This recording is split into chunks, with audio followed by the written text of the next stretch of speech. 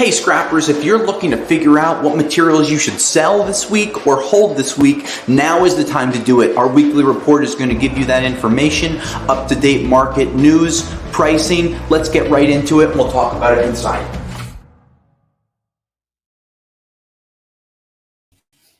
Hey scrappers, Tom here. It is January 6th, January 4th. I forgot, January 4th, 2023.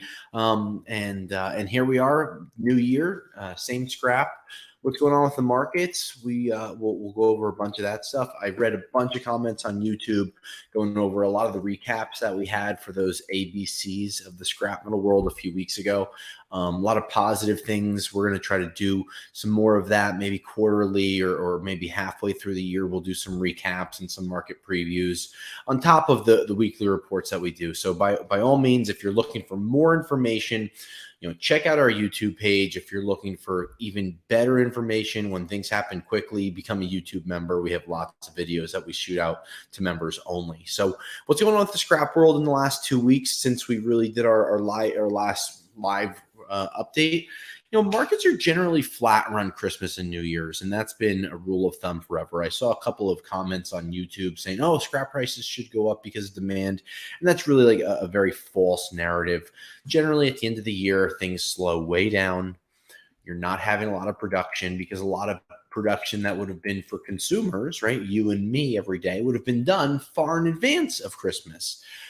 Commercial construction, that's just an ongoing thing, and that's really one of the things that fuels demands. We're going to have a members only video coming out in the next few weeks talking about how hoarding can either help or hurt the scrap, prices, and we'll talk some more about that. A lot of people said that they were going to hold their scrap and really hold on to things, but here's what I see going on in the market. You have oil demands weakening. We've seen about an 8% decrease in oil prices the last few days. Why? Chinese, world demand, world travel, possible recessions, and things that I look at that affect the scrap prices, not just talking about, oh, copper prices are 3 cents higher or 7 cents higher. I like to look at all these different outside factors.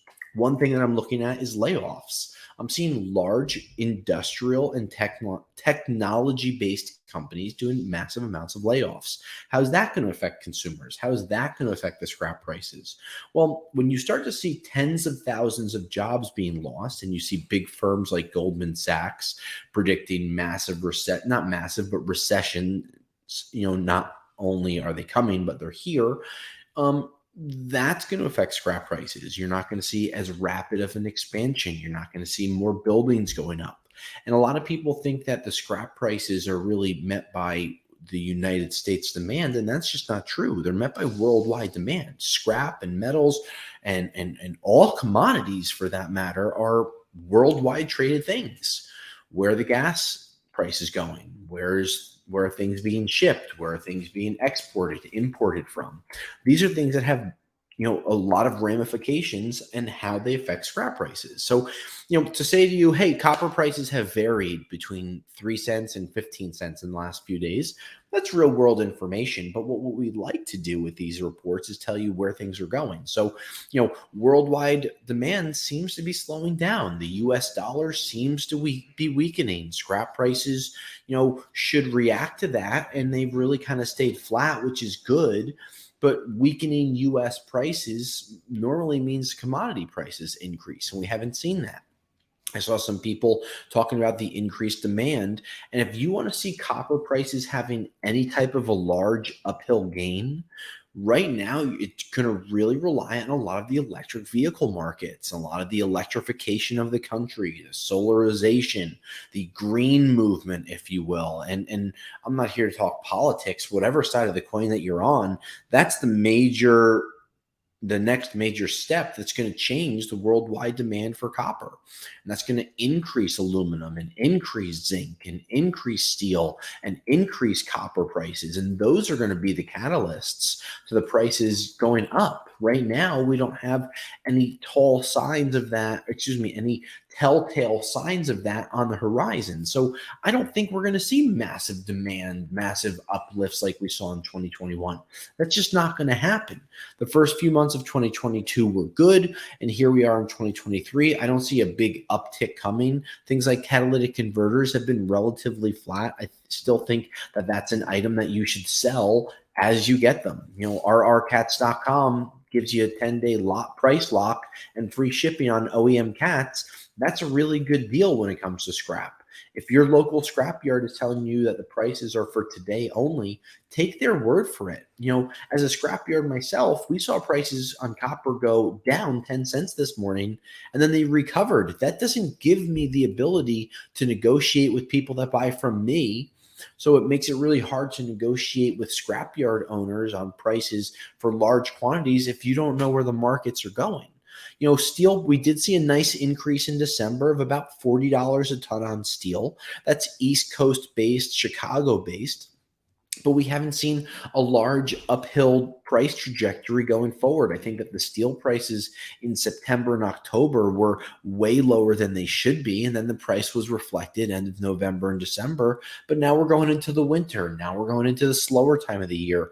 New tax regulations coming into effect. How are companies going to be investing their money? Is it in new equipment or is it in higher wages? If it's in higher wages, that means that the equipment they have is going to need to be serviced. That means less metal is going to be needed for new equipment. If they're going to invest in equipment, does that mean that wages stay stagnant and workers go to other places? These are all questions that can't be answered in a 10-minute video. But these are the things that we look at that affect the scrap prices. I mean, in my opinion, you have nickel prices trading at $31,000 a ton.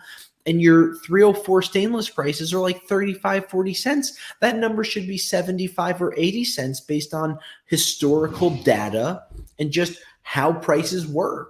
And here we are with prices half of where they are. Stainless is an item that I'm continuing to tell everyone that my opinion, all of this is my opinion, right, is something that you should hold on to. Everyone asks what I think. I'll give you my opinion. If you sell it, you sell it. If you hold it, you hold it. But stainless prices are much lower than they should be right now. Lead acid batteries, people ask about those prices. Well, the lead battery market is decreasing as the electric vehicle market is increasing. They're not using lead inside of electric vehicles. They're using things like nickel, lithium, cobalt. So the lead car battery market is drying up. I talked to a bunch of different recyclers, and the export market is low. The domestic market is low. Large battery recyclers don't know how or if they're going to convert their factories to really accommodate the electric vehicle recycling and the electric vehicle battery recycling, I should say. So these are all questions that we're really continuing to look at it and figure out. But quick recap, aluminum prices relatively flat, as have all the primary metals the last few weeks. But going into the first quarter, if you check out some of the videos that we recapped for the end of 2022, it'll give you a really good preview of what we think is going to happen for the first 3 to 6 months of this year. I don't see large increases coming week to week. We'll continue to touch base on this. And then on a macro level, we'll talk about bigger picture stuff. But I'd love to hear what you think by commenting below, letting us know where you think the markets are going and what your local scrapyards are telling you or doing. And from there, we'll try to get more information piled together to give you a better idea on where the markets are moving, next week. So, hey, scrappers, this is Tom from iScrap. Today is the 4th of January, 2023. Welcome to the new year. And until next week, I'll scrap you later. Thanks for checking out this scrap video. For more exclusive scrap video content, please become a YouTube member of our channel today. Thank you, and I'll scrap you later.